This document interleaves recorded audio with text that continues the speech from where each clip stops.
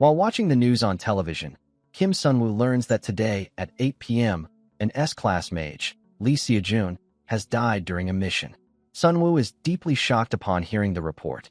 The news reporter continues by explaining the circumstances of Lee Seojun's death. Seojun lost his life while subduing the evil dragon Kruas, which had appeared in downtown Seoul. During the battle, Seojun met his end.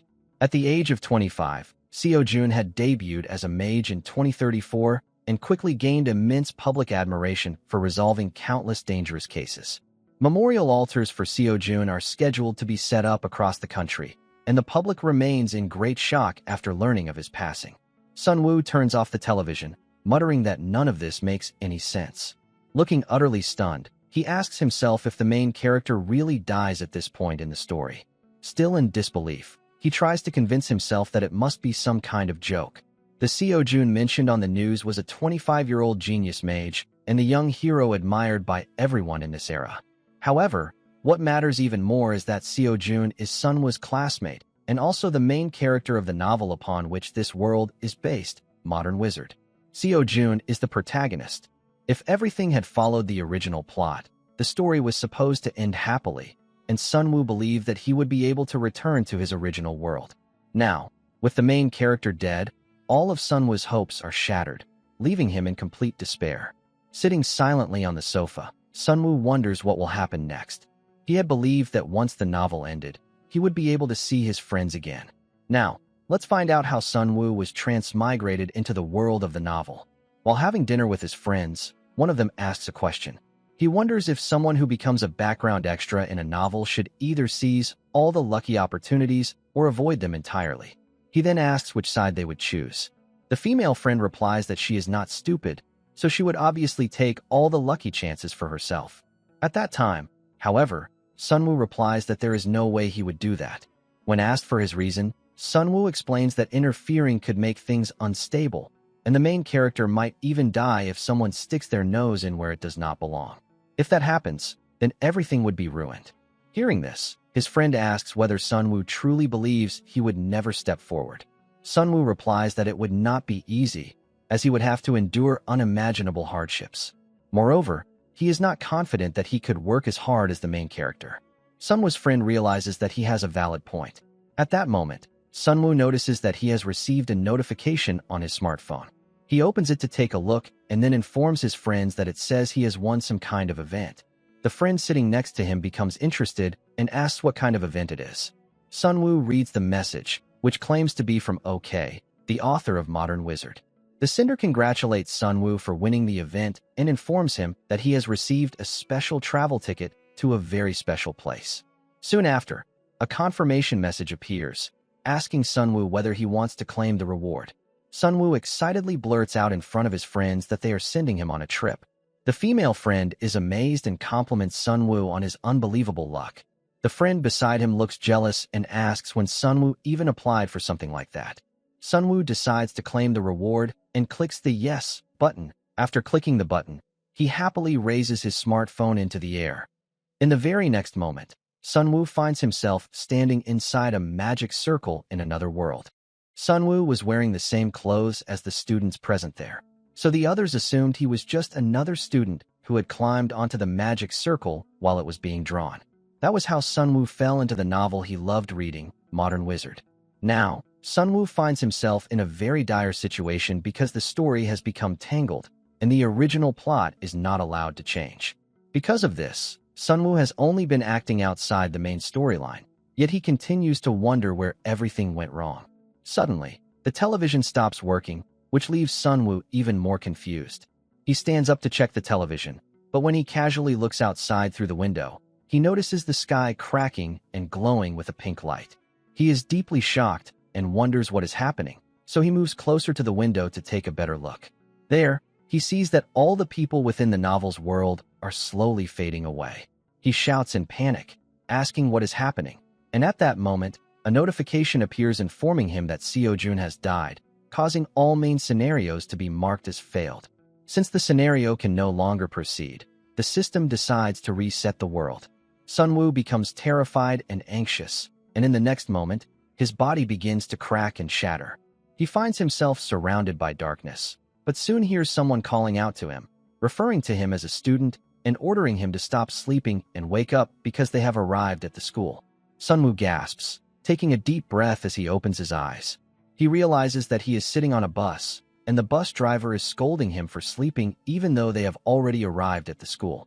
Startled, Sunwoo quickly apologizes and steps off the bus, wondering why the driver addressed him as a student.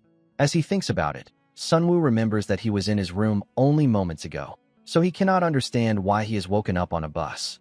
He feels as though the world has ended and wonders if everything he experienced was just a dream. As bright sunlight falls on him, Sunwoo notices the academy building standing in front of him.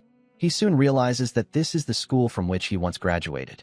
However, something feels wrong, as the date displayed reads 2032, which was 7 years ago. Sunwoo inspects his body and is struck with fear when he realizes that he has gone back 7 years into the past. Soon after, the principal addresses everyone entering the Korea Magic Academy and gives a brief introduction to the entrance and opening ceremony. The announcer then instructs the students to take their seats. While everyone around him appears cheerful and is chatting excitedly, Sunwoo feels like he is on the verge of losing control. Standing there alone, he realizes that everything is exactly the same as it was 7 years ago. With no other choice, Sunwoo is forced to accept that he has returned to the past. Sunwoo begins to think about the reason behind Seojun's death. According to the original story, there was absolutely no reason for Seojun to die.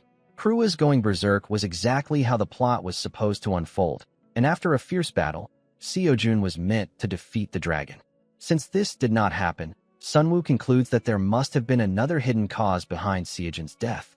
While sitting in his seat, Sunwoo mutters angrily that he does not understand it, then turns around and looks at the other students happily chatting with one another. This makes him consider the possibility that Seojun could die again in this life. Sunwoo wonders whether he would be sent back to the past once more or if the world would simply end. Nothing is certain right now, but one thing is clear. He must not allow Seojun to die again. This time, Sunwoo decides that he will make the first move. If he wants to return to his original world, he must prevent Seojun's death and see the novel through to its proper ending. To achieve this, Sunwoo knows he must first grow closer to the main characters. With that in mind, he greets a girl who is about to sit beside him. Hearing Sunwoo's greeting, Yuera looks at him with, she is a second-year student who ranked second overall in the school and is also one of the people Sunwoo needs to get close to, starting now. Era coldly asks Sunwoo if he knows her, then turns her head and questions when they ever met for him to act so familiar. Sunwoo is stunned by her reaction and finds himself unable to respond. His silence only adds fuel to Era's irritation, and she glares at him, demanding to know if he has something to say. Sunwoo, confused, replies that he does not, so she coldly orders him to look somewhere else because he is making her uncomfortable. At that moment, Sunwoo realizes that this is not going to be easy. Soon after, the teacher instructs each grade representative to come up onto the stage. 3 students walk forward and stand before the audience. The students are amazed by Seojun's presence, and rumors quickly spread that he trained under Chairman Kim Jin-chul, leading many to believe that his talent is on an entirely different level. Seojun is currently a second-year student and is ranked first overall.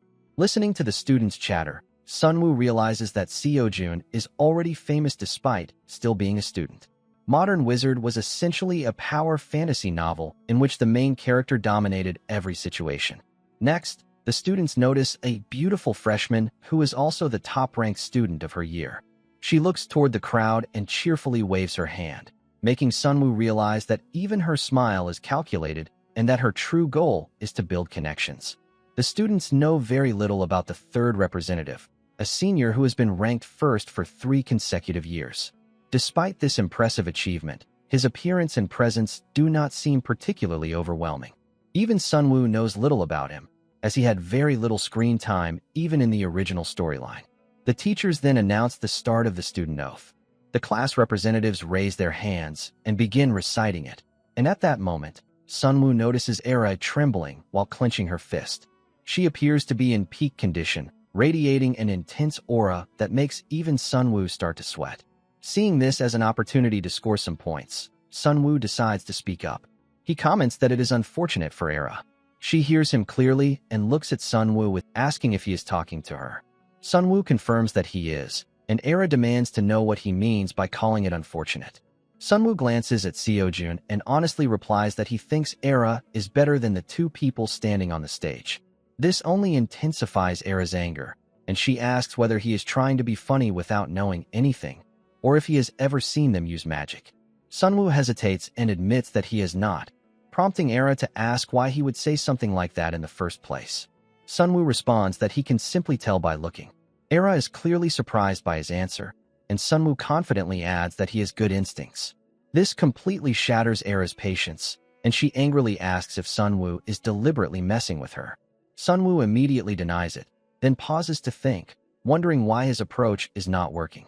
Deciding to change tactics, Sunwoo asks Era if she has been worrying about her future lately. Era is startled and asks how he knows that. She then glares at Sunwoo, calls him by name, and coldly states that she will remember it, warning him never to speak to her again.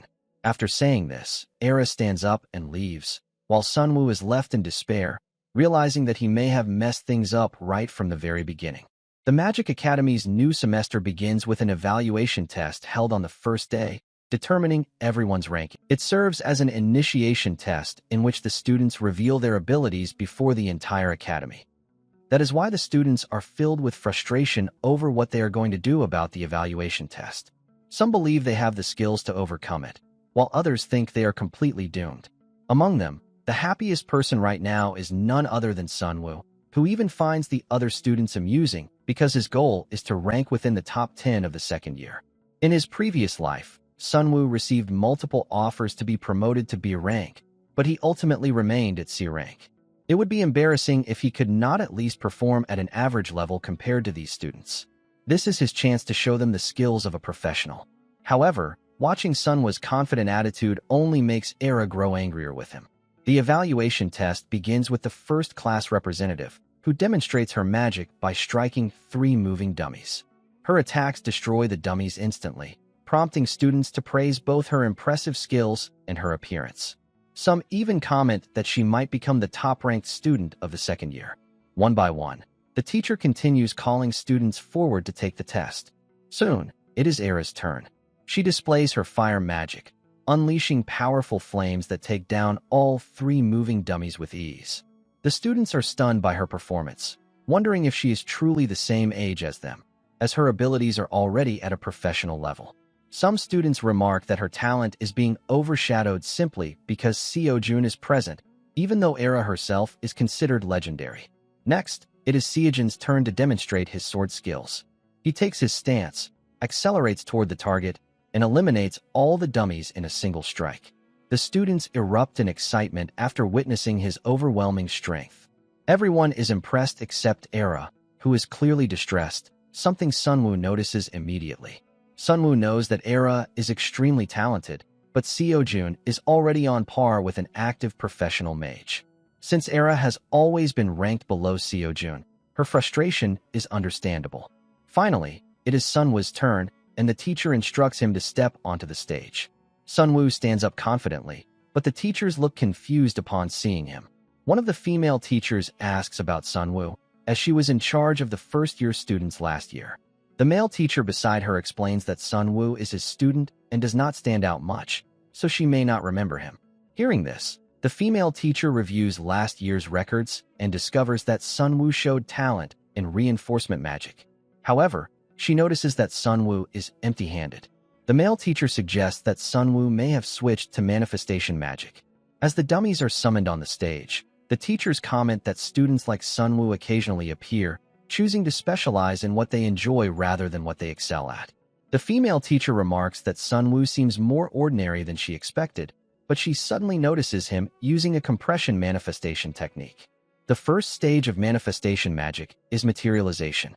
By compressing materialized mana, a mage can precisely control the next stage, known as projection.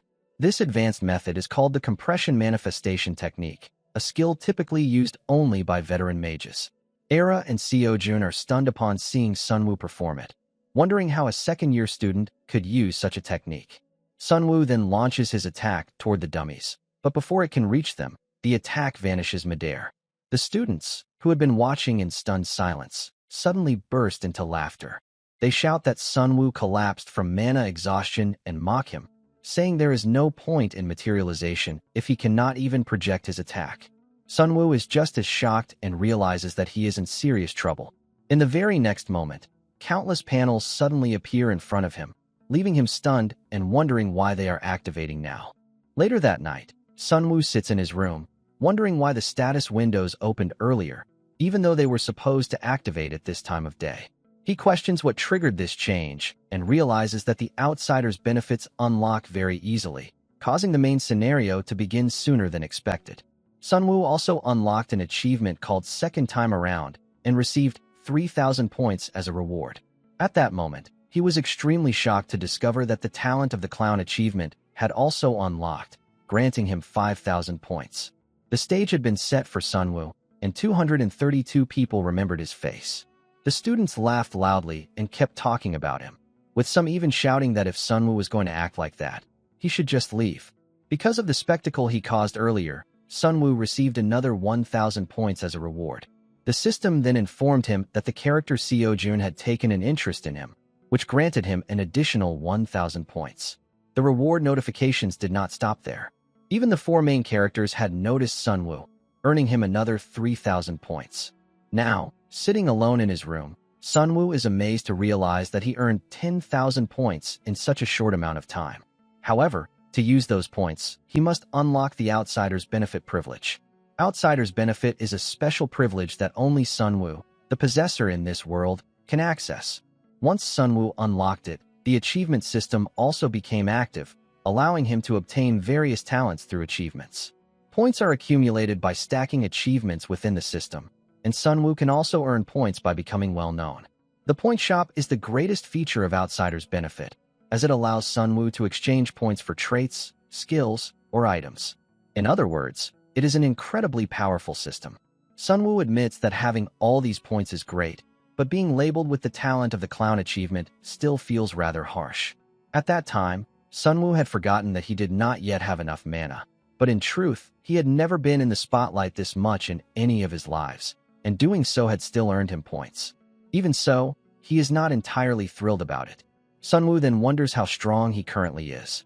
To find out, he opens his status window. The window appears, displaying his current statistics: 10,000 points in total, 42 in health, 34 in strength, 20 in mana, 30 in speed, 32 in reflexes, and 28 in dexterity. As he reads these numbers, Sun Wu recalls his past life, where he invested countless points into his stats, only to have them completely reset. Frustrated, he wonders when he will be able to raise them again, but then realizes that in this life, he can allocate his stats from scratch.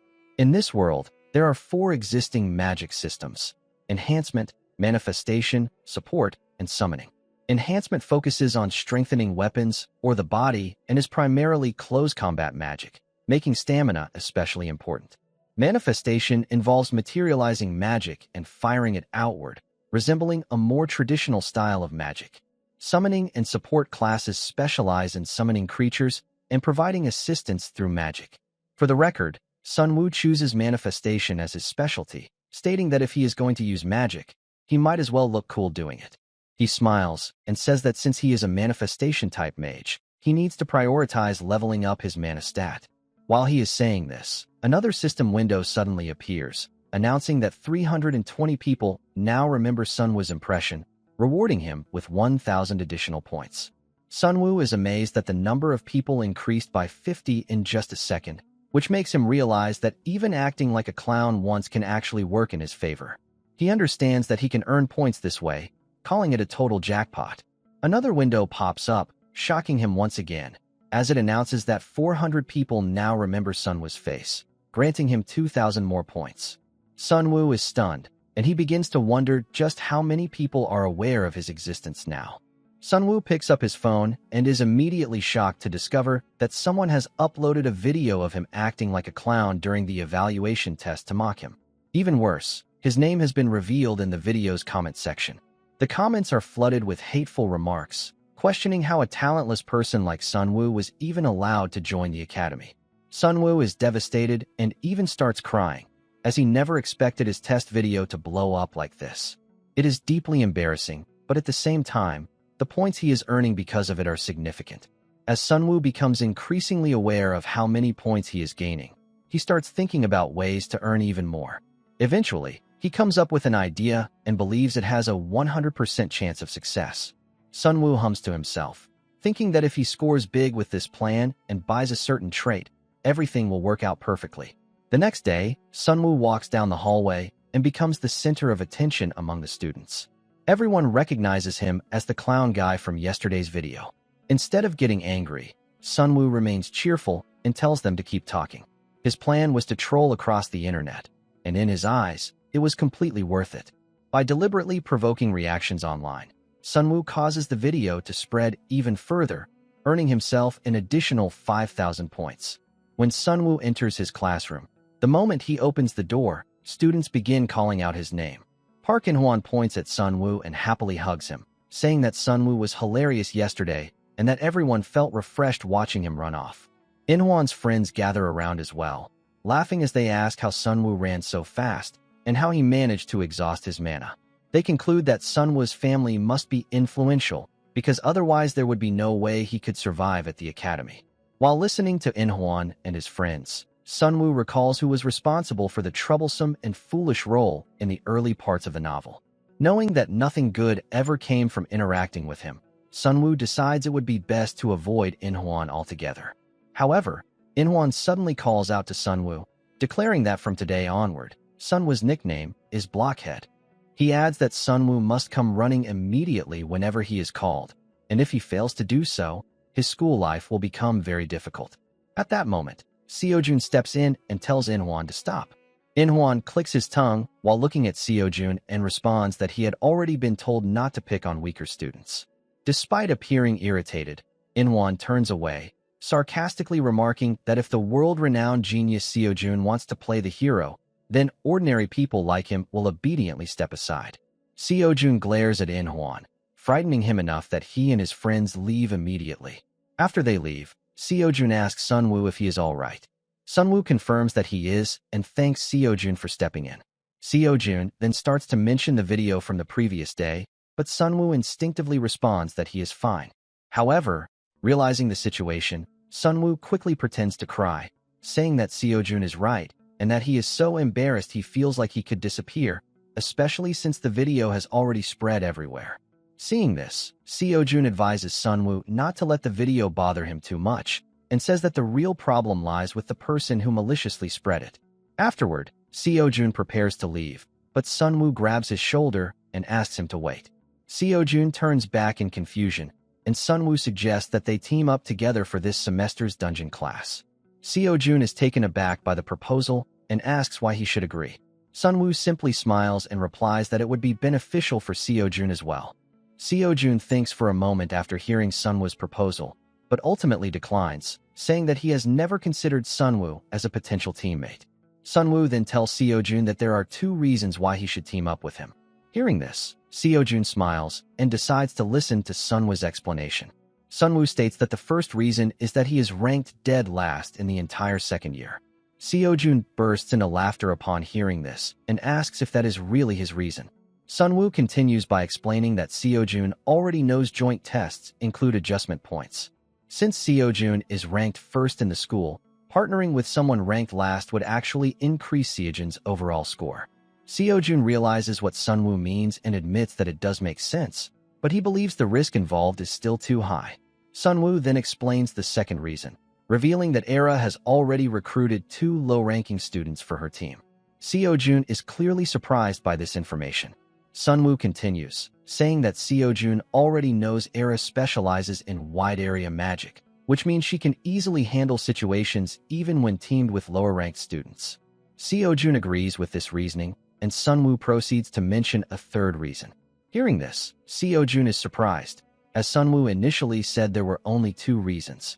Ignoring Seojun's reaction, Sunwoo explains that the third reason is his confidence that his own skills are actually quite decent, despite being ranked last.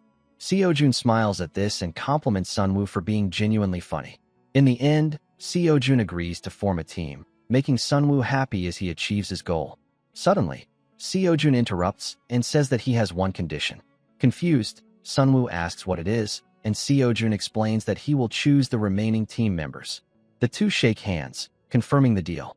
At that very moment, Sunwoo receives a notification stating that the character Seo-jun has taken a deep interest in him, earning Sunwoo 2,000 points as a reward.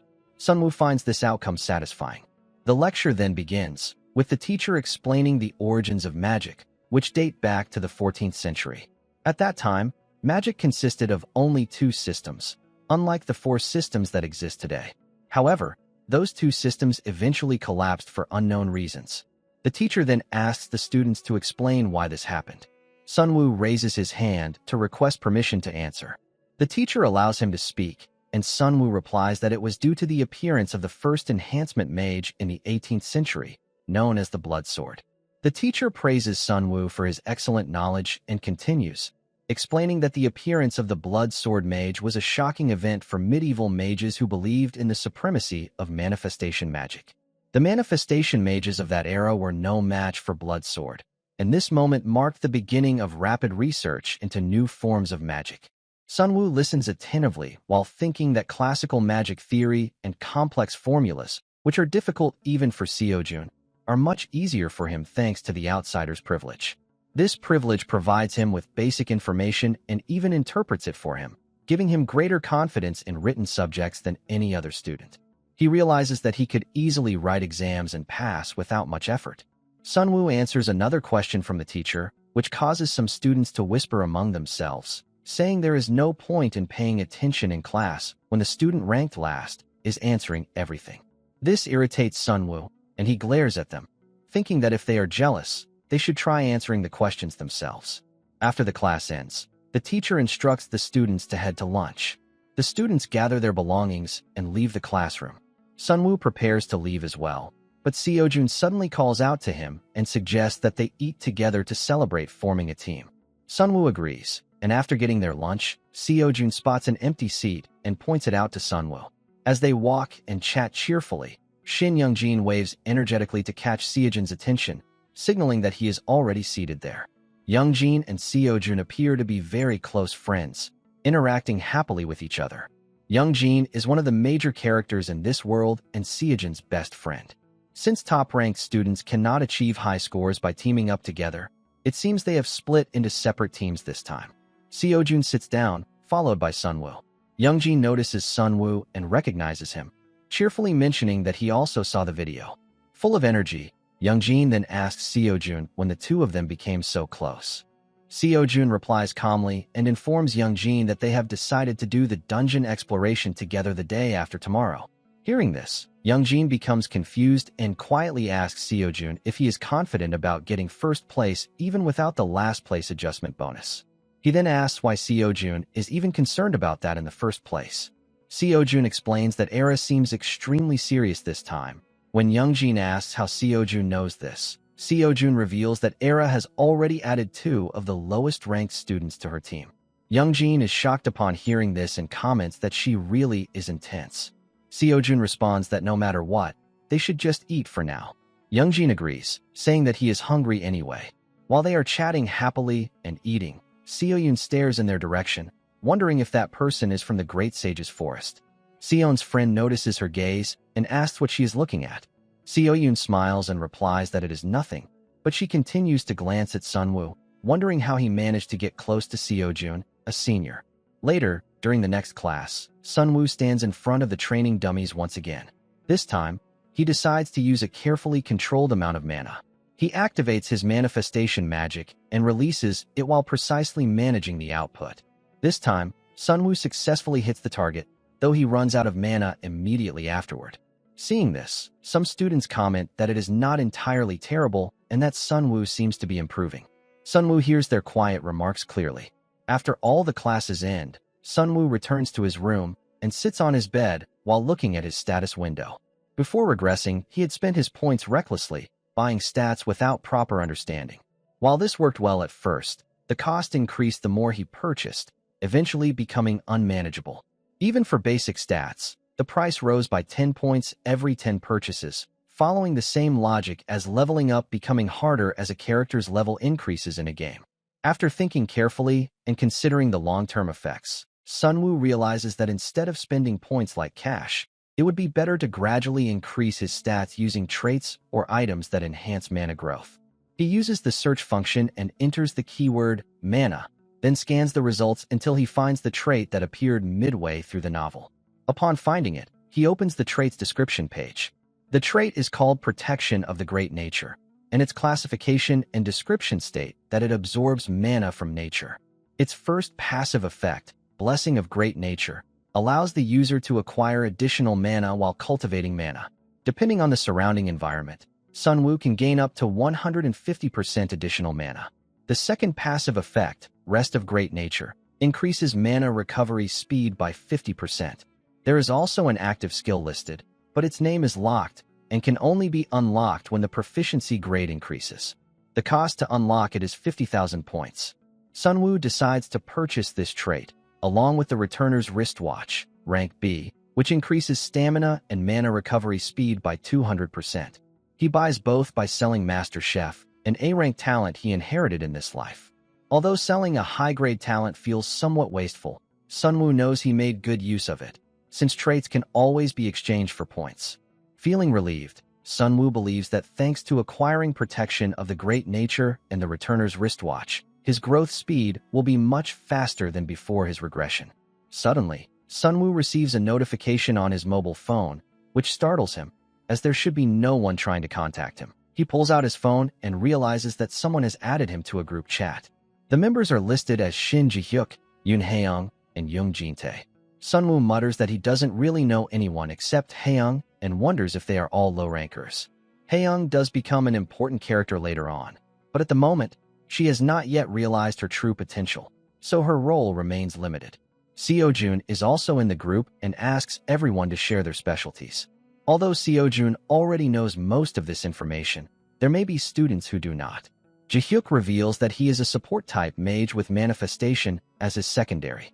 Haeyoung explains that she specializes in manifestation, her attribute is ice, and her secondary is support.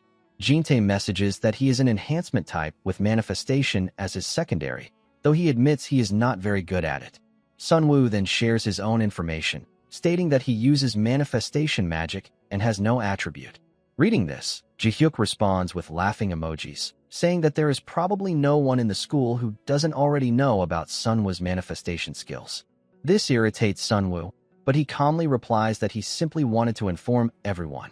Sunwoo then explains that Seo-jun should act as the main attacker, while the remaining members provide support.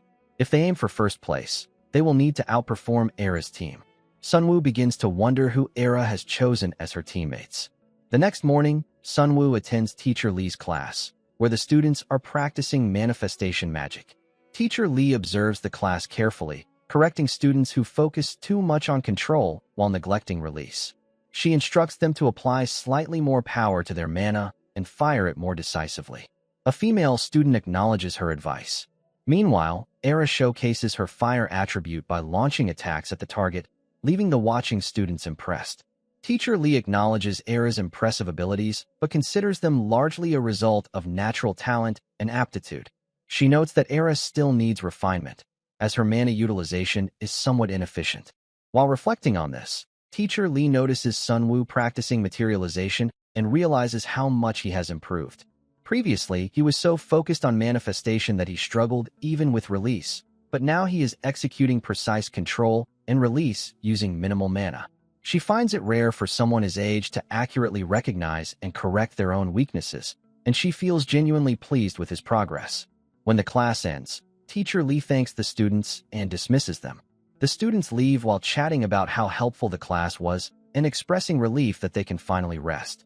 Teacher Lee stops Sunwoo and praises his hard work during the lesson.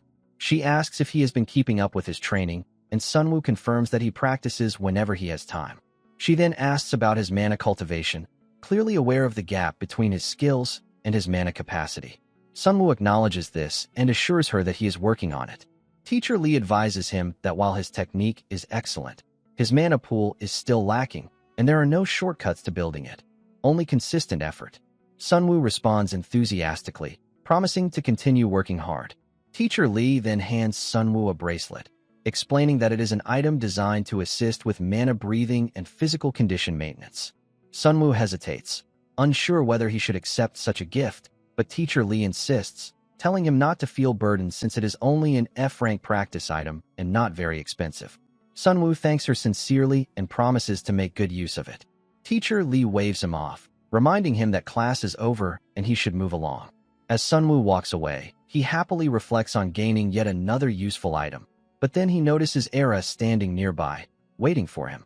Sunwoo continues walking forward when Era suddenly calls his name.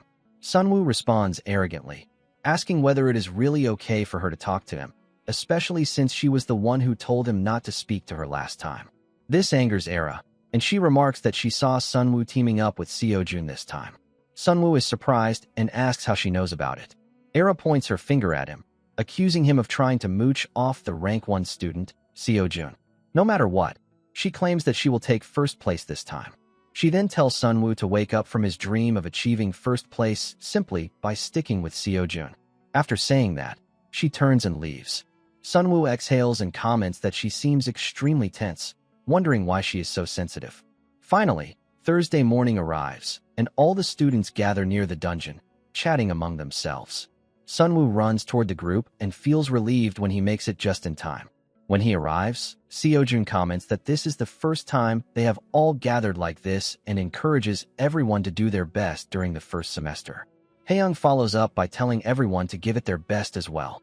Jaehyuk looks at Sunwoo and remarks that their team is quite unique since it includes both the first-ranked and the last-ranked students together. Sunwoo wonders whether Jaehyuk is being sarcastic or simply stating a fact. Jaehyuk then continues, asking whether Sunwoo can even perform well, mocking him by mentioning that he couldn't fire a single spell during the previous test. Sunwoo realizes that Jaehyuk is indeed being sarcastic. Before Sunwoo can respond, Jin-tae comments that it doesn't really matter, since Seojun brought Sunwoo along and will surely find a way to carry the team. This makes Sunwoo think that Jin-tae intends to rely heavily on Seojun. His thoughts then shift to Haeyoung. There was an episode in which she played an active role, but now Sunwoo notices her casually asking Seojun if he slept well. Sunwoo wonders whether his presence on the team has changed the group composition compared to the past. Haeyoung is one thing, but Sunwoo questions whether the exams will go smoothly with these team members. The teacher calls for everyone's attention and begins explaining the dungeon exploration class. The session will be conducted twice in total, once in the morning and once in the afternoon. Since today is the first day, the students will only explore the first basement floor. The teacher then explains the scoring method.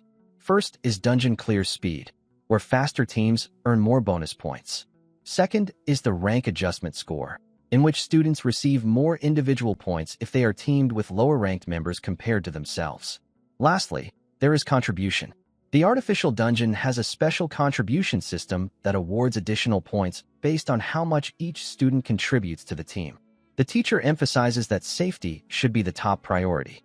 After finishing the explanation, he instructs the teams to enter the dungeon one by one. The teams step forward, expressing their anticipation. The dungeon is monitored by the teachers through CCTV. Teacher Jang arrives at the monitoring area, and one of the teachers asks why he came so late. Teacher Jang replies that he arrived immediately after sending the students into the dungeon. Teacher Lee then inquires from Jang that which group will achieve the highest score. Teacher Jang remarks that in his opinion Era's team will likely get the highest score. But Teacher Lee smiles and says that the high scorer in this test will be Group 3, Seojun's team. He explains that although both Seojun and Era form teams with low-ranking members to benefit from adjustment points, the situation is different for each team. Professor Lee asks why they are different, and Professor Jang explains that Seojun's team has unstable members. Seojun, being an enhancement-type mage, also has limitations of his own. Professor Lee agrees with Professor Jang, noting that enhancement types specialize in one-on-one combat, and dealing with multiple enemies without team support is difficult for them. Professor Jang then comments on Era, whose specialty is wide-area magic. Era has already reached the middle of the first floor. Despite understanding all of this, Professor Lee says she still believes in a comeback from the last-ranked team. Meanwhile, inside the dungeon, Seojun is defeating monsters and steadily advancing deeper. His team members are pleased, as Seojun is making quick progress. Jin-tae praises Seojun, saying that he fights extremely well. Jaehyuk agrees with Jin-tae, adding that they are already halfway through the floor. The two then begin discussing the first floor boss, asking each other for suggestions. Jae-hyuk admits he has no idea, but assumes that since it is the first floor, the boss must be weak. Hearing this, Haeyoung joins the conversation and points out that even if it is the first floor, it is still a boss and therefore must be stronger than normal monsters. She then asks Sunwoo for his opinion on what the first floor boss might be. Without hesitation, Sunwoo replies that it will be a giant wolf. Jae-hyuk turns around in surprise and asks how Sunwoo knows that. Sunwoo responds vaguely, saying that he has his own ways of knowing. In truth, it is because he has already experienced this in his past life. Jae-hyuk mocks Sunwoo again, saying that everything he says is nonsense. This angers Sunwoo. At that moment, Seo-jun steps in and tells them to stop arguing and keep moving forward. Jae-hyuk agrees, and the group continues on, but Seo-jun suddenly signals for everyone to stop. Jae-hyuk asks what the problem is this time and sarcastically wonders if Seo-jun is scared. Jin-tae also looks around, confused, prompting Seo-jun to explain that something on the floor is glowing. They all look down and discover a magic circle on the ground. Seo-jun admits that he does not know what kind of magic it is. Jin-tae questions why there would be such a dangerous magic circle in this place, and Jae-hyuk agrees, wondering why the teachers would assign something so risky. Sunwoo steps forward to inspect the magic circle while Seo-jun warns him to be careful. Sunwoo reassures him, saying he only intends to take a closer look. After examining it, Sunwoo notices something and tells his teammates that it does not seem extremely dangerous and appears to be a simple barrier. Jae-hyuk asks how Sunwoo could possibly know that.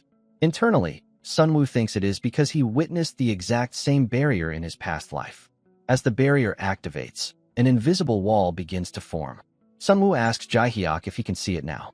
Jae-hyuk becomes embarrassed and claims that he already knew about it. Jin-tae points out that if the barrier is like this, they cannot pass through it, and suggests turning back. Haeyoung wonders if there might be another solution. Seo-jun draws his sword and tells Sunwoo to step aside so he can attempt to break the barrier. Seo-jun strikes the wall with all his strength, and for a brief moment, it cracks, filling the team with hope. However, the barrier quickly repairs itself, leaving Jae-hyuk and Jin-tae disappointed as they comment that they were so close. Seo-jun admits that he thought it would work if he struck it properly, but it was not enough. Believing it is now his turn, Jae-hyuk steps forward and says that he may not look like much, but he is part of the support class. Rolling up his sleeves, he approaches the magic circle and begins analyzing its structure. After some time passes, Jae-hyuk looks shocked and tells the others that it is an extremely complex magic circle. He estimates that it could take 40 minutes or more to fully analyze, but promises to do his best. At that moment, Sunwoo grabs Jae-hyuk's hand and asks him to wait, saying that he wants to try solving it himself. Acting arrogantly, Jae-hyuk asks whether Sunwoo even knows what he is doing. Ignoring him, Sunwoo places both of his hands into the magic circle. A system panel opens, stating that the unique trait, Outsider's Benefits, is activating and interpreting the magic formula. The riddle of the world appears in front of Sunwoo, and he quickly grasps the correct solution. He begins solving it, and within seconds, the problem is resolved and the invisible wall disappears. Sunwoo turns back and informs the others that it was a success. Even Seo-jun is amazed that it worked so quickly. The most shocked person, however, is Jae-hyuk. Sunwoo then receives a notification stating that the character Seo-jun feels amazement toward him, and Seo-jun's interest level in Sunwoo has increased. As a reward for Seo-jun's interest level reaching 1, Sunwoo earns 5,000 points. Sunwoo wonders what exactly the interest level system is. As soon as the invisible wall vanishes, the first floor boss appears, and once again, Sunwoo's earlier prediction proves correct. The boss of the first floor is a giant wolf. Jin-tae remarks that it is exactly as Sunwoo said. The giant wolf immediately attacks Seo-jun, but Seo-jun defeats it in a single decisive move. After the boss monster is taken down, Haeyoung is amazed by how Seo-jun handles a boss as if it were an ordinary monster. Soon after, the exit gate opens, and Seo-jun's team leaves the dungeon. The teacher waiting outside welcomes them back and announces that they have placed second for the first week. Seo-jun is surprised and asks which team secured first place. The teacher replies that Group 7 finished first, clearing the dungeon 30 minutes earlier than Seo-jun's team. Jin-tae checks his mobile phone to confirm and is shocked to see that Group 7 completed the raid in only 4 hours and 11 minutes. Jae-hyuk also checks and points out that there is only a 2-minute difference between Seojun's team and the third-place team, meaning they could have caught up at this pace. Seojun happily compliments Sunwoo, saying that they achieved second place thanks to him. Sunwoo scratches his head modestly, saying it was nothing. Seojun continues, explaining that if Sunwoo had not dispelled the barrier so quickly, they would have been delayed even further. Seojun believes that he himself did not perform well enough and thinks they could have secured first place otherwise. Haeyoung disagrees, stating that they were able to clear the dungeon this quickly precisely because Seojun was there. Sunwoo agrees as well, adding that this is only the first floor of the first week, so the competition is far from over. Jin-tae adds that they simply need to turn the tables in the upcoming challenges. While they are chatting, the teacher from the CCTV room approaches and calls out to Sunwoo. He turns around and responds, recognizing her as the teacher in charge of the support department. The teacher explains that she has come to make an offer to Sunwoo. When he asks what kind of offer it is, she happily tells him that she wants him to transfer to the support department immediately. Sunwoo is surprised by the proposal but declines it without hesitation, stating that he has no intention of transferring. The teacher is initially thrilled about recruiting Sunwoo to her class, but becomes very disappointed when he instantly declines the offer without even hearing the conditions. She urges him to listen first before making a decision. Cheerfully, she explains that, using her authority, she can award him the Special Talent Scholarship of 50 million won. After emphasizing the generosity of the offer, she asks if Sunwoo is still not interested. Once again, Sunwoo declines, stating firmly that he is not interested. Saddened and gloomy, the teacher walks away, wondering what to do next. Some of the students nearby question Sunwoo, asking if he is crazy, as there is no reason to reject such a generous offer. One comments that Sunwoo is already struggling with manifestation magic, so if it were anyone else, they would have transferred without hesitation. Another student agrees, and at that moment, Era approaches, arrogantly asking Sunwoo if he truly has no intention of switching classes. Sunwoo notices her and realizes that it is Era standing there. All the students are surprised and impressed to see that even Era seems concerned for Sunwoo. Sunwoo thanks her politely, but asserts that he truly belongs in the manifestation class. Era looks confused upon hearing this. The next day, as the school day begins, no students are in the hallways except for Seon, who suddenly notices Sunwoo sweeping the floor all alone. She greets him, but mistakenly calls him Kim Shinwook. Sunwoo immediately corrects her, saying his name is Sunwoo, not Shinwook. Realizing her mistake, Seon apologizes and addresses him correctly. She then asks why he is cleaning the floor. Sunwoo replies casually that it looked dirty, so he decided to clean it. Seon nervously smiles, complimenting Sunwoo on his kindness, and waves as she walks away, telling him to keep up the good work.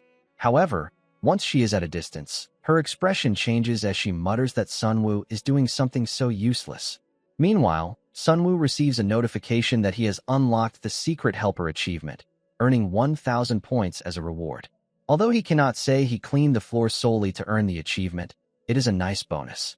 After finishing the cleaning, Sunwoo picks up the water bucket and happily starts leaving.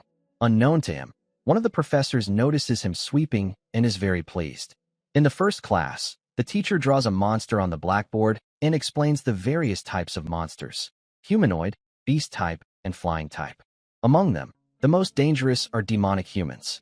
The teacher asks if anyone knows why demonic humans are so dangerous. Once again, only Sunwoo answers. He explains that, except when they voluntarily drop their disguise or are on the verge of going berserk, it is impossible to distinguish them from ordinary humans.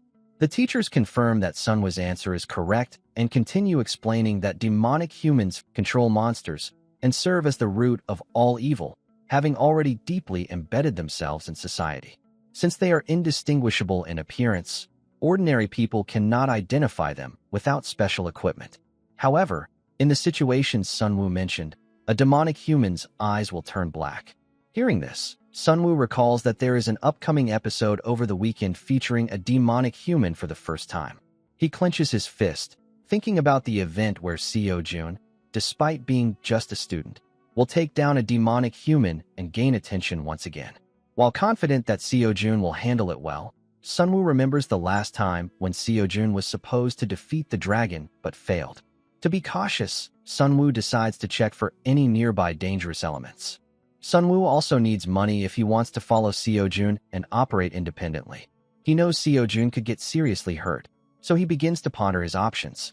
After all classes end, during the next session, Sunwoo focuses on cultivation. After practicing for a while, he receives a system notification informing him that his mana has reached 0.02. Additionally, he acquires an extra 0.03 mana thanks to the effects of Blessing of the Great Nature. Another panel notifies him that his Blessing of the Great Nature proficiency has increased by 12%.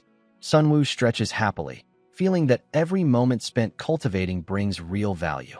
At this point, he has accumulated a significant amount of mana. While stretching, Sunwoo receives another notification stating that his trait, Blessing of the Great Nature, has reached Grade 2. Consequently, the active effect of the trait, Heart of the Great Nature, has been unlocked. Just as he expected, he confirms that purchasing Protection of the Great Nature was a wise decision. He clicks on the status window to check the description. Heart of the Great Nature drastically increases mana recovery speed by 1000% for 1 minute. While the cooldown is somewhat long, he can now use it whenever necessary to fully replenish his mana. Sunwoo feels thrilled, convinced he is perfectly suited for manifestation magic. Then, Sunwoo recalls the teacher who attempted to recruit him. Dispelling barriers was only possible because of the outsider's benefits, which means he cannot create them himself. Therefore, supporting magic seems impossible for him, or so he believes. Despite missing out on the support class scholarship, he acknowledges it as a shame. Currently, his total bank balance is only 30,000, reminding him that being a student often means being poor. Sunwoo sits on the floor, brainstorming ways to earn money quickly and safely. Going through dungeons and hunting monsters is too dangerous, and climbing the tower is restricted since he is still a minor and cannot obtain a license. After careful consideration, Sunwoo comes up with a plan and decides to implement it. Later that night, in the school staff room, the professor who noticed Sunwoo sweeping the floor praises him to the other teachers. Another professor asks if it was indeed Sunwoo, and the name piques the interest of both the teacher who tried to recruit him and Teacher Lee. The first professor continues, explaining that Sunwoo arrived at school early and cleaned the floors. The older professor adds that Sunwoo remains focused even in the early hours and actively participates in class, showing excellent attitude. Teacher Lee compliments Sunwoo as a model manifestation student, taunting the female teacher by saying that even though she tried to recruit him, Sunwoo wasn't the type to be easily swayed. This frustrates the red-haired teacher. Meanwhile, the black-haired professor remarks that it is reassuring to have such a diligent and pleasant student these days. Back in his room, Sunwoo smiles, thinking of his money-making plan, simply not being a normal student. He feels clever and pleased with himself.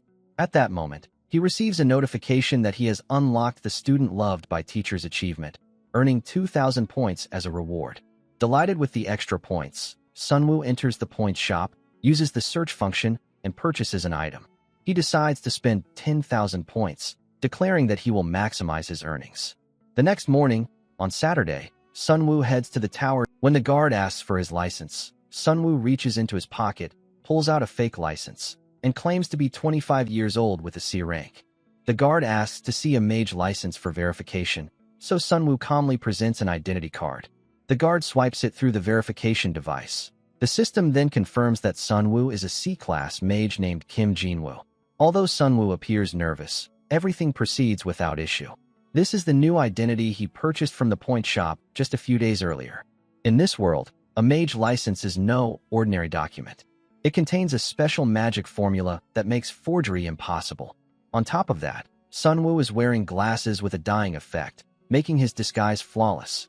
With his identity secured, Sunwoo enters the Tower of Proof, determined to clear it quickly and head straight to the Han River, where Seojun is scheduled to confront the Deminoid. The tower welcomes him, and he steps onto the teleportation device to move directly to the 10th floor. However, the tower notifies him that the rewards will be reduced since the 10th floor has already been cleared. Sunwoo proceeds anyway. His true objective lies elsewhere. Portals serve as convenient transportation methods within all towers. Across the world, towers vary in structure, monster strength, and trap difficulty. The Tower of Proof, featured in the novel's side story, is notorious for its unusual difficulty.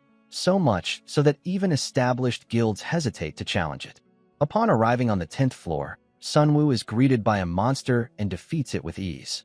While the monsters themselves appear relatively weak, the real danger lies in the scattered traps and high-level magic formulas embedded throughout the floor.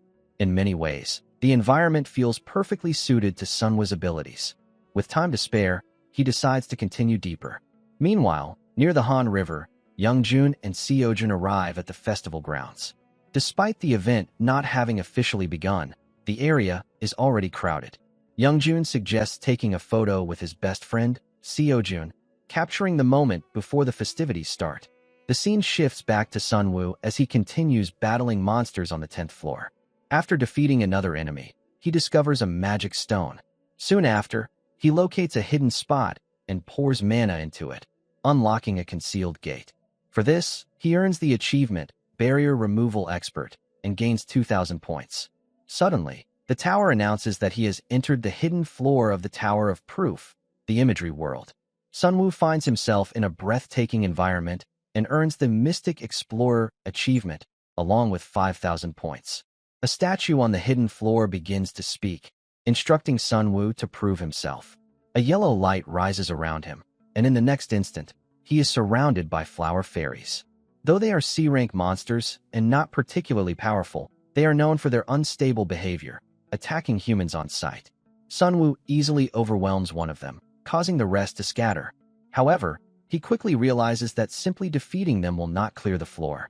Proving his individuality requires something more. At that moment, Sunwoo's unique trait, Outsider's Benefits, activates, allowing him to interpret complex magic formulas. The magic circle into which he poured mana begins revealing coded patterns that must be deciphered. Unbeknownst to the tower, Sunwoo's true individuality lies precisely in this ability, his power as an outsider to interpret and manipulate the world's magic system itself. He successfully deciphers the formula, fulfilling the requirement of becoming the one acknowledged by the Tower of Proof. As a result, he earns 10,000 additional points. His status increases, and he receives the rewards for clearing the hidden floor. Along with weapons, herbs, and scrolls, his mana increases by 5, his mana recovery speed improves by 20%, and his magic power rises by 10%. The tower formally congratulates Sunwoo for clearing the hidden floor, the imagery world. Meanwhile, back at the Han River, the festival is about to begin. As Seojun reviews the photo they took earlier, he notices something unsettling. Hidden within the image is a demonoid. At the same time, after exiting the tower, Sunwoo senses the presence of a powerful demonoid nearby. Surprised, he begins to wonder why Seojun has not arrived yet, especially since it is already time for the confrontation. Sunwoo hesitates, wondering whether he should step in. He knows that interfering could alter the main storyline and twist the plot in unexpected ways. However, events spiral out of control before he can decide. A bystander approaches the demonoid, asking if he is all right, but the creature has already gone berserk. In a sudden and brutal outburst, it kills the person. After absorbing mana, its body visibly hardens and grows more powerful. It then turns its gaze toward a nearby woman, preparing to attack. The crowd quickly realizes that it is a demonoid and begins reporting the situation. Seeing innocent lives in danger, Sunwoo pulls out the weapon he obtained from the hidden floor. No matter the consequences to the story, he knows he cannot stand by while people are hurt. Meanwhile, Seojun and Youngjun contact the Mage Association to report the incident. In response, they dispatch counterterrorism special task force agent Young Hyunsu. Upon hearing the details, Hyunsu immediately recognizes how serious the situation is. With the festival drawing a massive crowd, the demonoid could grow even stronger. The more mana it absorbs, the more powerful it becomes. As they speak, everyone senses the overwhelming surge of magical power radiating from the demonoid. Realizing the urgency, they rush toward the source. Back at the scene, onlookers notice Sunwoo positioning himself behind the monster to protect the girl. The demonoid lunges at her, but she narrowly dodges by sheer luck and manages to run. Instead, the creature's attack slams into a table, which shatters as it begins chasing her. Assessing the situation, he steadies himself, channels his mana, and carefully aims for the creature's weak point. His attack lands, but to his shock, the demonoid remains standing. Now fully aware of Sunwoo's presence, the demonoid shifts its focus and charges at him. Understanding the danger, Sunwoo activates his skill, Heart of Great Nature, doubling his mana recovery speed for 1 minute. He knows he cannot defeat the creature within that short window, but he can at least weaken it significantly. The demonoid halts momentarily after being struck by Sunwoo's attacks. Sunwoo presses the assault, believing the battle is turning in his favor. If this continues, victory seems possible. But in the next instant, his active skill wears off. With his mana recovery returning to normal, Sunwoo realizes he can no longer hold the creature back alone. Just as the situation becomes critical, Young Hyunsoo arrives and takes down the demonoid in a single, decisive strike. After securing the area, Hyunsoo introduces himself and thanks Sunwoo for his assistance. He then requests Sunwoo's mage license to verify his identity for the reward process. Sunwoo hands over his identification. Reading it, Hyunsoo is visibly surprised. He had assumed Sunwoo was at least B-class, yet the license identifies him as a C-class mage named Kim Jinwoo. At that moment, Sunwoo notices Seo-jun and Young-jun standing nearby and wonders why they arrived so late. On the other side, Seo-jun stares intently at Sunwoo.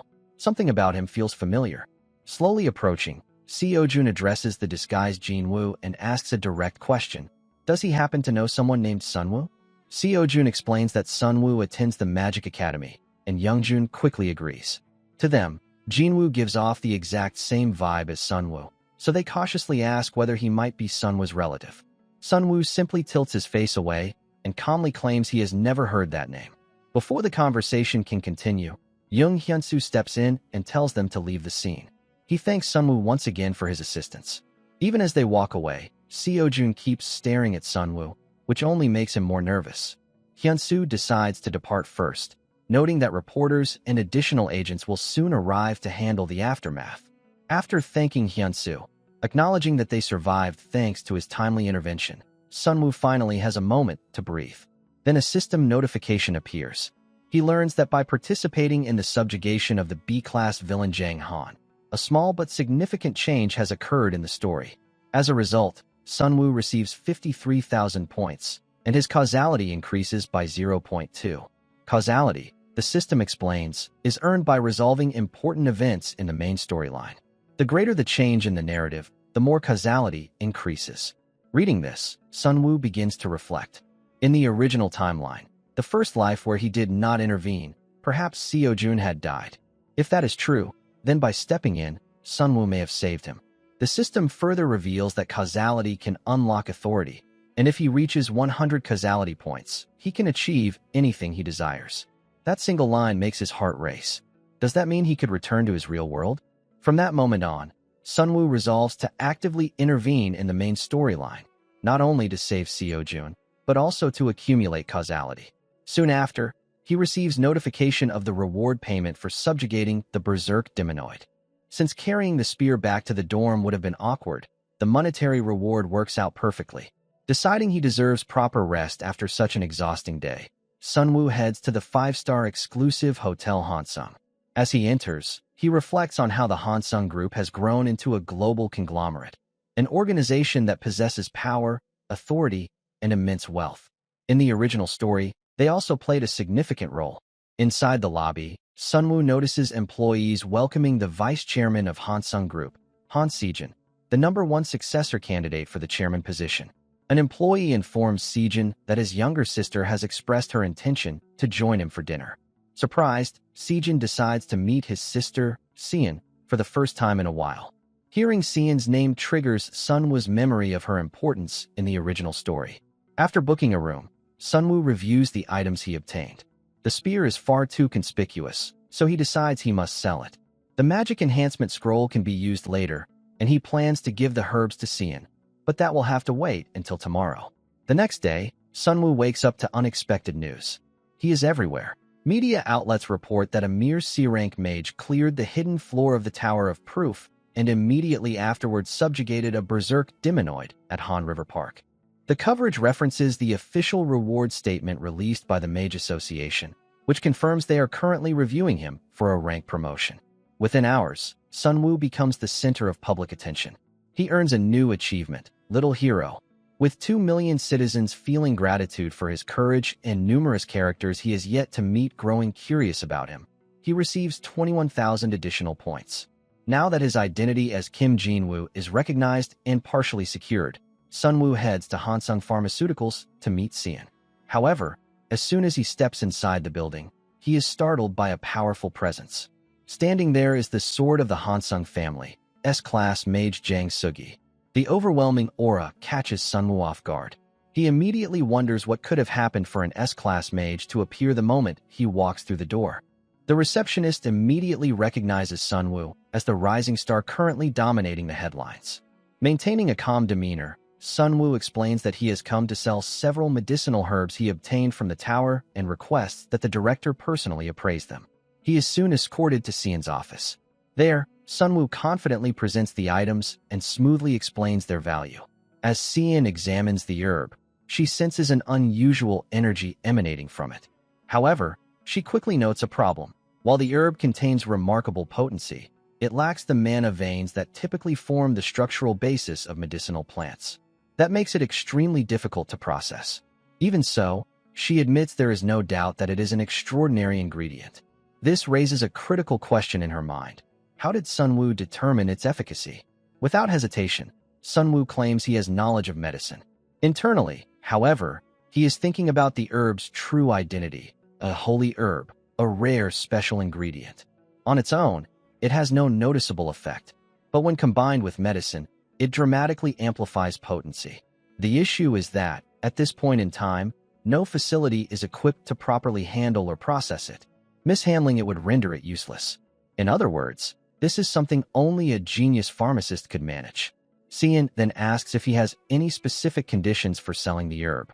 Sunwoo calmly states his terms: an advance payment of 500 million won and 0.005% of Hansung Pharmaceutical stock shares. The request immediately irritates Seon. However, Sunwoo continues without backing down, arguing that stocks would ultimately be more valuable than cash. Once the holy herb is commercialized, Hansung Pharmaceuticals could monopolize the pharmaceutical industry. Seon firmly rejects the idea of offering company shares and tells him to propose another condition. Just as Sunwoo expected, he shifts his demand. Instead of shares, he asks for VIP membership to the underground auction. In addition, he wants access to potion crafting services and item procurement through their network. He makes it clear that he will pay for the items himself. Seon smiles sharply, remarking that it sounds as if he is asking her to become his errand runner. At that moment, Sunwoo drops a calculated move. In exchange, he says he will reveal the weakness of her older brother, Vice Chairman Seejin. Seon freezes. Sunwoo presses further, stating that he knows about her ambition to seize control of the Hansung Group, even if it means destroying her own family to do so. The scene then shifts to an unknown apartment. Two demonoids are watching the news report about the recent death of one of their own. One of them, Baek Kong, angrily claims that they could have stopped Jang Han and prevented his death. The loss clearly infuriates him. The other demonoid remains calm, reminding Kong that it was someone's direct order not to interfere. If they had stepped in to protect someone who went berserk among humans, they would only have exposed themselves to greater danger. Baek Kong clenches his fists, demanding to know how much longer they must continue hiding. Fueled by anger, he vows to kill Jinwoo. The other demonoid questions whether that is wise, pointing out that Jinwoo has already approached Kang's client. Kong responds confidently, claiming he has nothing to worry about. His client, he says, is the kind of man who would betray even his own family with a smile. The scene then transitions back to Seon, who is preparing to meet her older brother, Vice Chairman Seejin. After meeting, Seejin and Seon sit down to talk. Seejin gently asks whether managing company affairs has been overwhelming for her. Seon nods, admitting that dealing with people has been exhausting and mentally draining. Seejin sighs and remarks that their father may have been too hasty in handing over company shares while Seon is still so young. Then, in a seemingly casual tone, he suggests that if the responsibility feels like too much, she could transfer her shares to him. In return, once he becomes chairman, he would appoint her as vice chairman. The proposal clearly angers Seon, but she maintains her composure and hides her reaction. The scene shifts to Sunwoo, who is carefully managing two separate social media identities, one as Sunwoo and the other as Kim Jinwoo. His decision to contact Cian proves correct, as she successfully sells the spear to Hansung Pharmaceuticals on his behalf. Thanks to that, he can finally relax. Knowing how extensive Cian's network is, Sunwoo wonders whether she is currently verifying the information he gave her. Soon enough, he receives a message from her. She agrees to act as his errand runner for 1 month. She sends the advance payment, the proceeds from the spear, funding for potion crafting, and even the entrance ticket to the underground arena that he requested. The deal is sealed. Although he can extend their arrangement later, moving around as Jinwoo remains risky due to the revenge-driven developments in the original story. To protect himself, Sunwoo purchases the A-rank trait, Killing Intent Detect, which allows him to sense hostile intent directed at him within a 500-meter radius. When he sees the price, he is stunned, but he convinces himself that the investment is necessary for survival. A few days later, Cian hands Sunwoo the potion he requested, crafted by incorporating the holy herb. She warns him that the side effects are amplified just as much as the benefits. Reading the description, Sunwoo learns that the potion increases mana recovery speed by 500%. However, once the effect ends, the user will fall into mana exhaustion for 30 minutes. Cian finds it suspicious that a skilled mage would seek such a high-risk potion. She also questions how Sunwoo knows so much about her and her brother. The information he previously provided about Sejin was deeply disturbing. She had always known her brother had a darker side, but she never imagined he might have maintained contact with someone suspected of being a demonoid. She demands to know how he uncovered this. Sunwoo silently reflects that his knowledge comes from the original novel storyline. In that version, Sejin gradually descends into villainy, driven by greed and ambition, eventually aligning himself with demonoids. Of course, he cannot reveal that truth. Instead, he boldly requests 5% of Hansung Pharmaceuticals' shares in exchange for further information. Cian realizes he has no intention of revealing his source and shifts the topic. She informs him that the arena ticket has arrived, but it is non-transferable, meaning he must enter alongside her. Later, wearing masks to conceal their identities, Cian and Sunwoo enter the underground arena as VIP guests.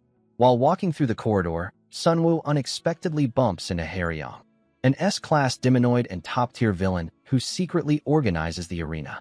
After a brief greeting, Haryong walks away. Sunwoo's nerves spike, and he reminds himself to avoid drawing attention. The scene then shifts to Baek Kong. Upon learning that Sunwoo has appeared at the event alongside Cian, his anger reignites. Frustrated by his lack of information and still fueled by Jang Han's death, Kong makes a decision. Tonight, he will go to the event and avenge Jang Han. Meanwhile, on his way to the arena, Baek Kong wrestles with his frustration. He considers storming in immediately to confront Sunwoo. However, he knows that disrupting Haryong's event would put him in danger as well. Reluctantly, Kong decides he will wait and kill Sunwoo after the event concludes. As Cian and Sunwoo leaves the arena, a sudden chill runs down his spine. He feels it clearly. Killing intent directed straight at him. Sunwoo immediately understands where the killing intent is coming from. In the original story, there was also a demonoid who sought revenge for Jang Han's death. Cian notices the sudden shift in Sunwoo's expression and asks what is wrong. Realizing the urgency of the situation, Sunwoo quietly asks her for a favor. Moments later, their car changes direction. In another vehicle trailing them, the driver asks Baek Kong what they should do. Kong coldly orders him to stop the car. He intends to kill Sunwoo right there. Soon, Sunwoo is standing alone in a quiet park with no one around. Kong arrives and spots him immediately. Cian, however, is nowhere in sight. While observing Sunwoo from a distance, Kong frowns. Could this really be the one who killed Jang Han? His physique is not well trained, and his energy feels weak. Without hesitation, Sunwoo drinks the potion Cian crafted. His mana recovery speed surges by 500%. Then he calls out calmly, revealing that he has known for some time that Kong was targeting him. Kong senses the sudden spike in energy. Although the increase is noticeable, it does not yet feel overwhelming. Confident in his own strength, Kong steps forward and launches his attack. Sunwoo counters with condensed mana spheres, intercepting the incoming strikes. However, Kong still has 2 attacks remaining, catching Sunwoo off guard. An explosion erupts in the park. Back in the car at a safe distance, Cian sees the explosion and realizes the fight has begun. Earlier, when she asked about his expression, Sunwoo had told her they were being followed. He claimed they were likely competitors of the Hansung group and suggested moving to an isolated area so he could handle the situation without risking civilians. Xian had asked if it was an opponent he could defeat. Sunwoo admitted it would not be easy. The enemy's mana far exceeded B-class levels, but he assured her he would manage. Trusting his confidence, Xian agreed. Now, the battle intensifies. Kong, an enhancement-type fighter until his first year, moves with explosive speed and precision. Though Kong increases his attack tempo, Sunwoo manages to dodge by the narrowest margins. The potion's effect is ticking down. Less than 2 minutes remain. It is time to end this. Sunwoo activates his skill, Heart of the Great Nature, boosting his mana recovery speed by 1000% for 1 minute. Kang's eyes widen as he feels Sunwoo's energy spike dramatically. Without hesitation, Sunwoo charges forward with full force. Kang's instincts scream at him to block at all costs. Even so, Sunwoo closes the distance with alarming ease. In response, Kong summons a blazing fire spear, but Sunwoo turns the situation into an opportunity. He fires a mana sphere straight through the opening, striking Kong and pressing the attack relentlessly. He cannot afford to give Kong any breathing room. Kong blocks repeatedly, forcing Sunwoo into close-quarters combat, the only sure way to finish the fight. Finally, Sunwoo sees an opening. He moves in to grab Kong by the neck and end it decisively. But at that exact moment, the potion's side effect triggers. His body collapses into sudden mana exhaustion. Kong, though injured, is still standing. A cold smile spreads across his face as he prepares to strike the finishing blow. And then, in a single, decisive instant, Jang Sugi arrives and takes Kong down before he can move. The battle ends just as abruptly as it began. Sword Demon Sugi is one of the strongest figures in the original storyline, a top-tier powerhouse. Xian rushes to Sunwoo's side and grabs his arm, anxiously asking if he is hurt. Sunwoo reassures her that he is not seriously injured and does not need help walking. For him, stalling for time until Xian could call for backup was worth it. At that moment, Sunwoo receives a system notification. With Kang's death, the storyline has shifted. His causality increases by 0.6. Reading the notification, Sunwoo cannot help but feel proud. Sugi then asks Xian whether he should report the incident to the chairman. After all, a demonoid attack is no ordinary matter. Sunwoo quickly suggests keeping it quiet. If word spreads that a Hansung Group executive was targeted by a demonoid, it could trigger widespread panic and unnecessary complications. In truth, Sunwoo also wants to avoid drawing attention to events that diverge from the original storyline. Xian understands the logic. Public exposure would only invite chaos and political entanglements. She orders Sugi to keep the incident confidential. 3 days later, Sunwoo lies on his bed, scrolling through his phone.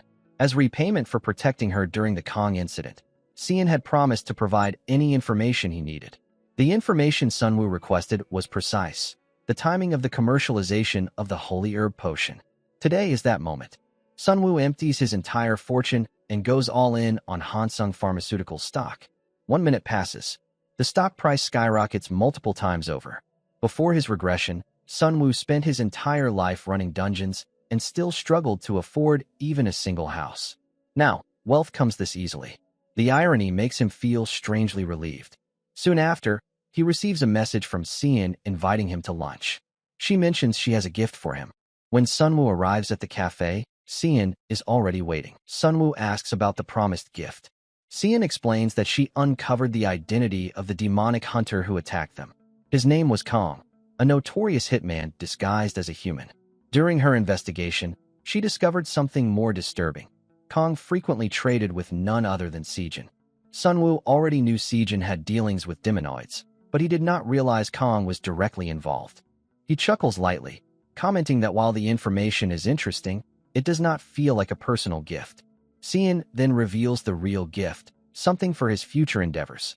She wanted to meet today because she expects to be busy for a while. Sunwoo asks why. Xian explains that since uncovering Sijin's connection to Kong, she believes Sijin was the mastermind behind the recent attack. Whether it is settling a debt or a grudge, she intends to deal with him. Although this conclusion stems from a misunderstanding, one fact remains true: Sijin is destined to become a villain. Eventually, he will stand in Xian's way as well.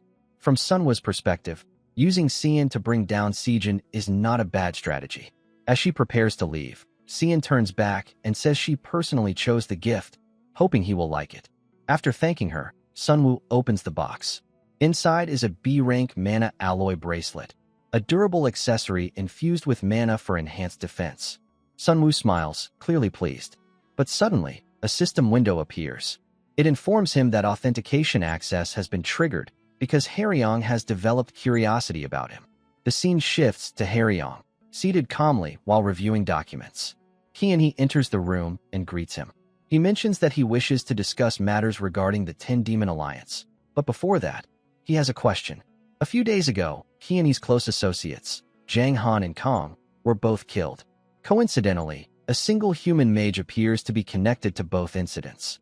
According to Kang's investigation before his death, that same individual visited Haryong's arena not long ago. He looks directly at Haryong and asks, has he, by any chance, heard the name Jinwoo? When he mentions Sunwoo, Haryong recalls that it is the name of the VIP. He, looking very angry, asks Haryong to share any information about Sunwoo so he can avenge his fallen friend.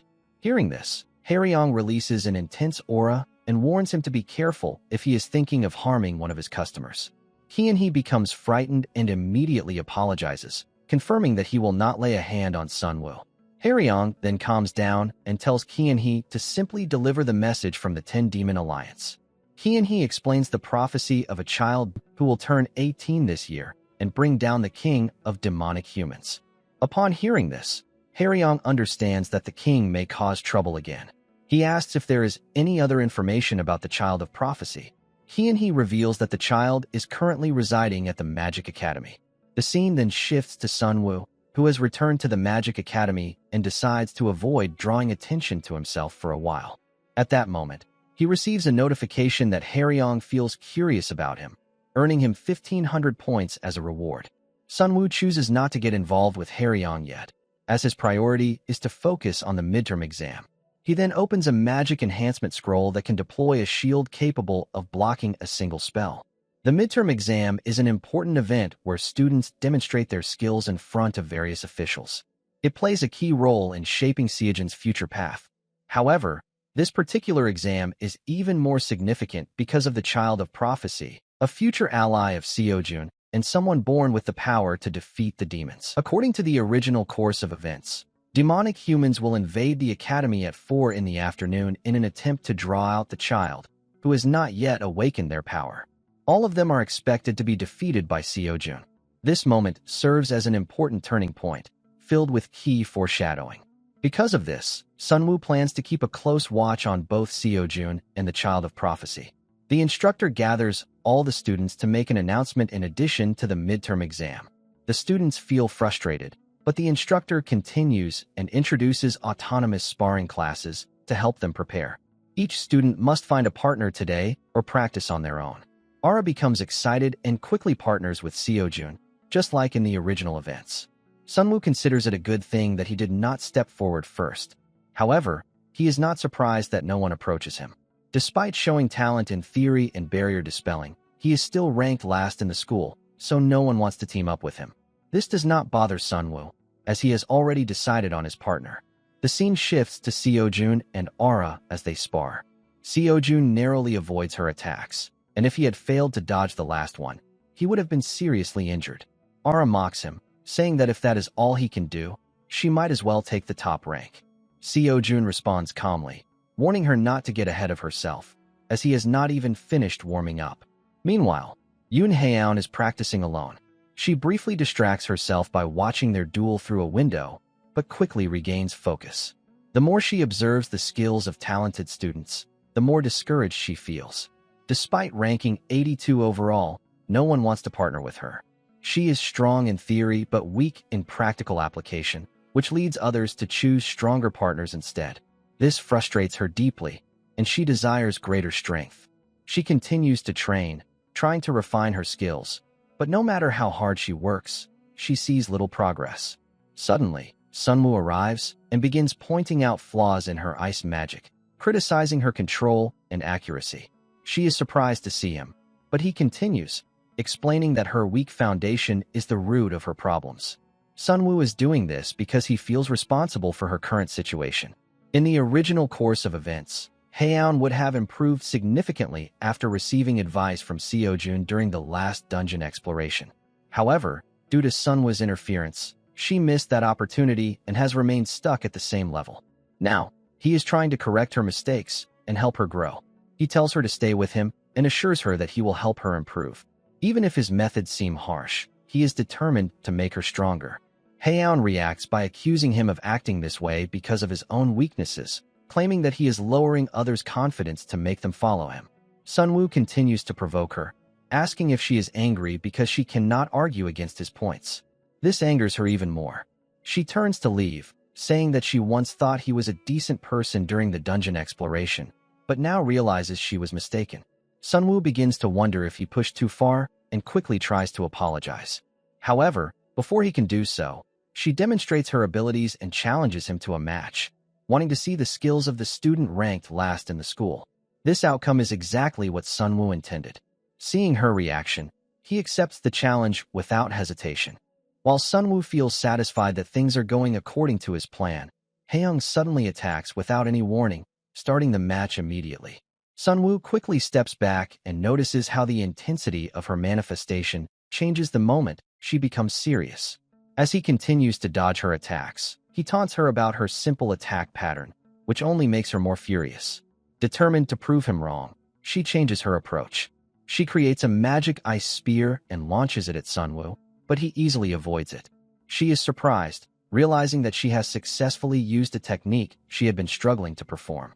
The attack leaves behind a large area of ice, and Sunwoo stands at the edge of it, thinking that a person needs the right kind of stimulation to fully bring out their abilities. Seeing her reaction and her improved skill, he becomes certain that provoking her was the right decision.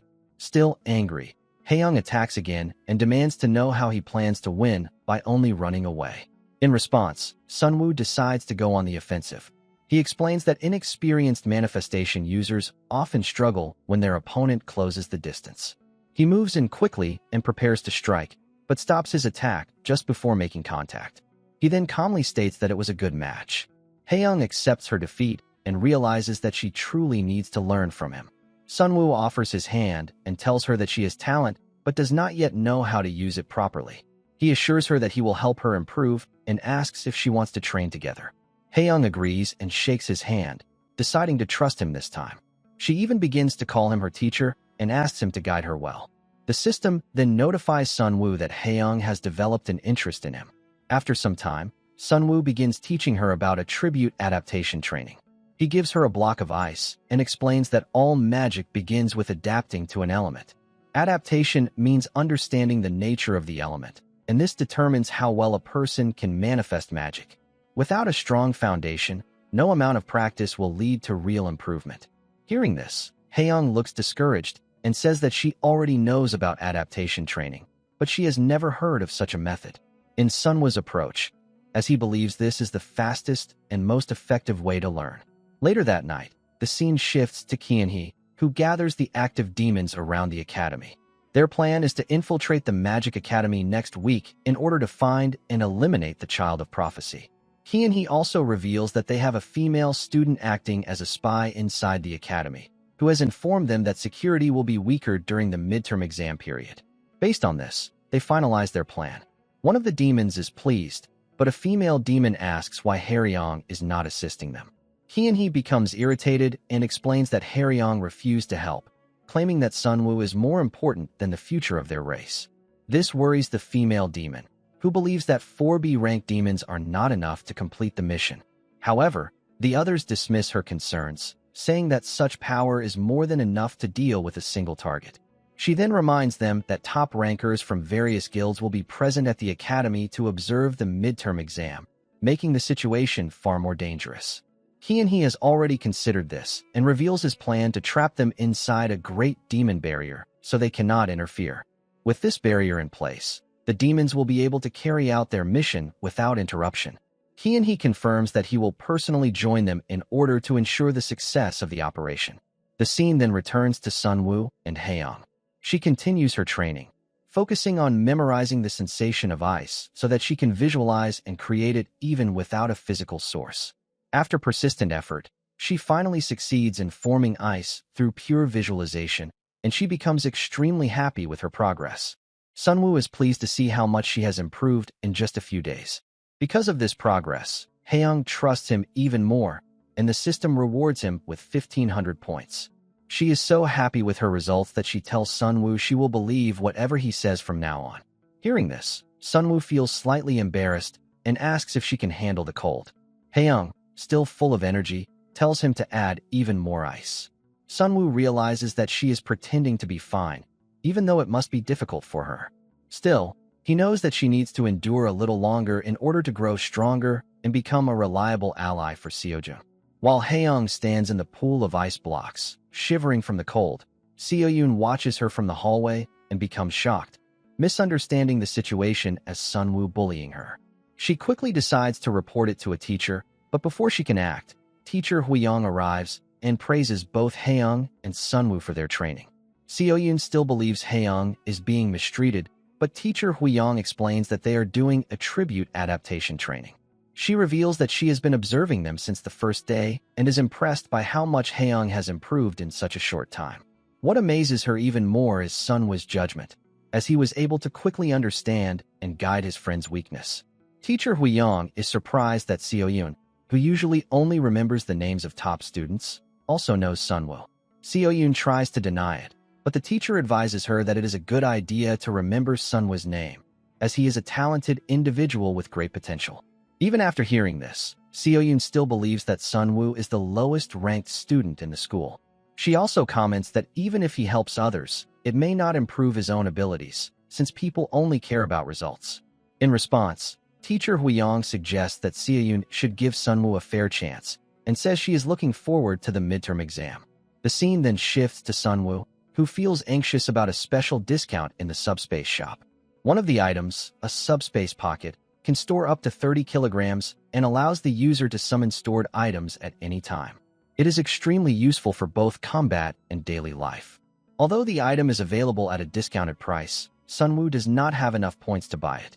This makes him worried, as he now needs to find a way to collect 12,000 points within 5 days.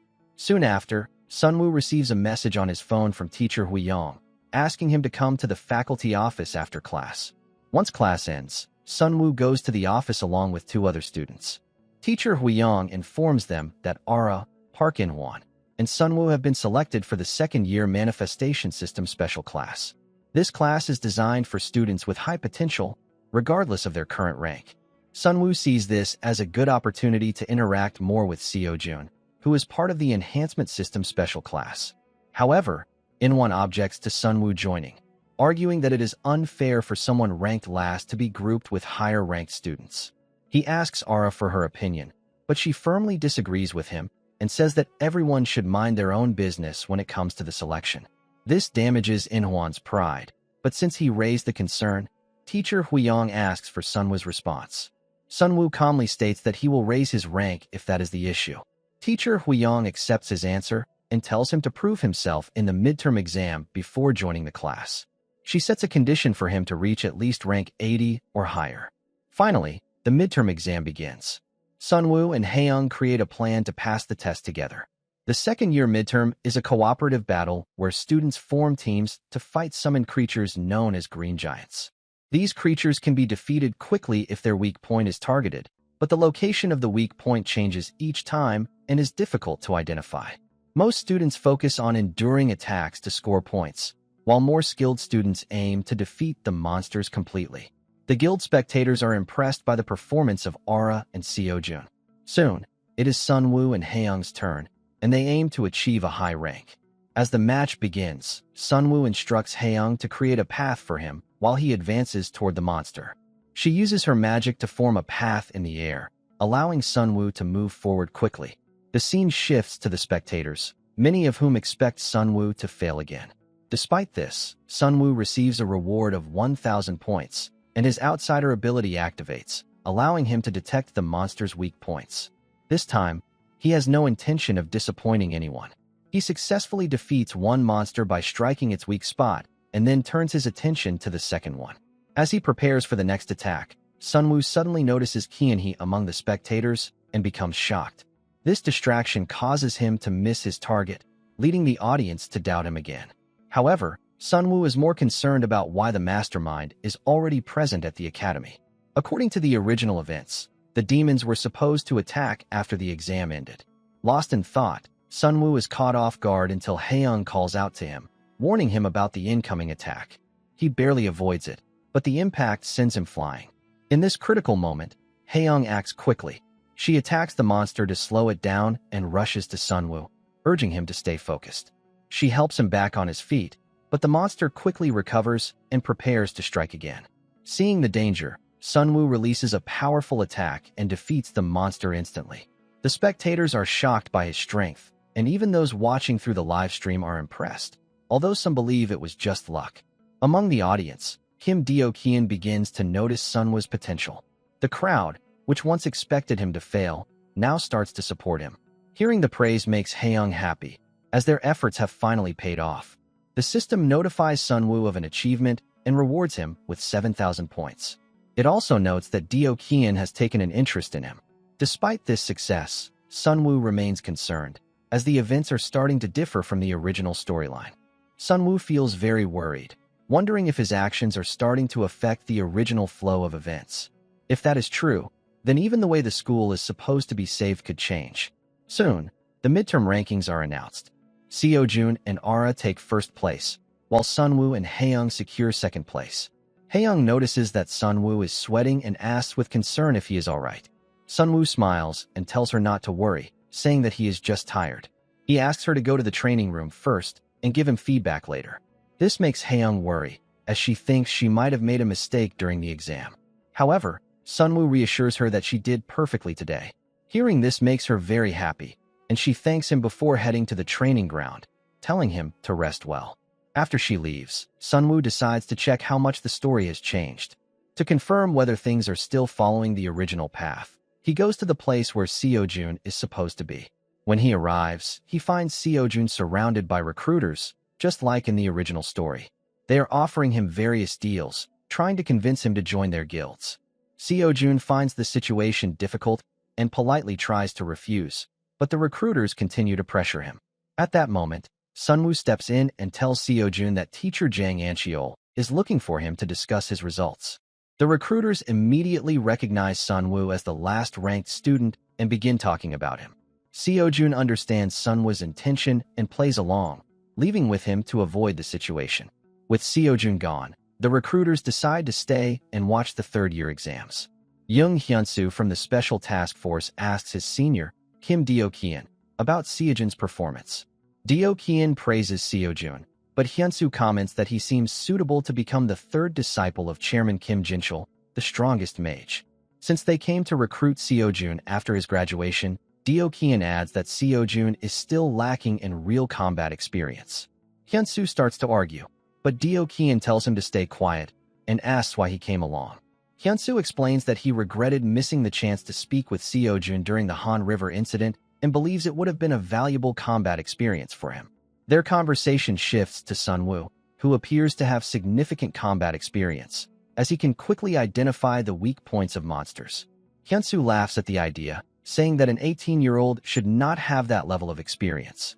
Do-kyun agrees, but he still finds it strange. He also notices a similarity between Sunwoo and Jinwoo, and finds it unusual that someone his age can use such advanced techniques. Because of this, he decides to remember Sunwoo's name. Meanwhile, Sunwoo takes Seo-jun to watch the third-year exam. Seo-jun thanks him for the help and asks why they came here. Sunwoo casually replies that it is useful to observe next year's exam in advance.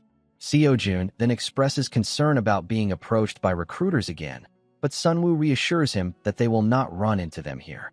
In reality, Sunwoo came here because the main attack is supposed to begin in the third-year exam hall, where it is easiest for the enemy to contact the spy inside the academy. Since he does not know exactly when the attack will start, he plans to keep Seo-jun safe while searching for Kyun-hee. He believes this is the fastest way to protect the child of prophecy. To better understand the situation, Sunwoo asks Seo-jun if anything unusual happened after the exam, but nothing has changed. This reassures Sunwoo that the original flow is still mostly intact.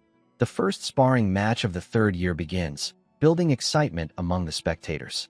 The scene then shifts to Qianhe, who is speaking with another demon named Yangyan. She confirms that the scouts have entered the third-year exam hall, just as their spy reported. When Qianhe asks about the rest of the plan, she explains that monster summoning circles have been placed throughout the school. One dangerous entity has been hidden in a secluded area because it becomes uncontrollable around humans. Qianhe praises her preparation, and she thanks him for joining them. With everything ready, Qianhe begins casting the Great Demon Barrier. Back at the exam hall, Park Minnie forfeits her match after realizing the difference in strength between herself and the top student, Kim Changyan. Watching this excites Seojun, but Sunwoo remains focused on searching for Qianhe. He scans the area throughout the match, but Qianhe does not appear, which makes him uneasy. Seojun asks what he is looking for, but Sunwoo brushes it off, saying he was just wondering if any guilds might try to recruit him. Seojun reassures him that someone will notice his growth soon. As they continue talking, Seojun asks how Sunwoo improved so quickly, but before he can finish his question, everything changes. Suddenly, Qianhe's barrier appears, shocking everyone present.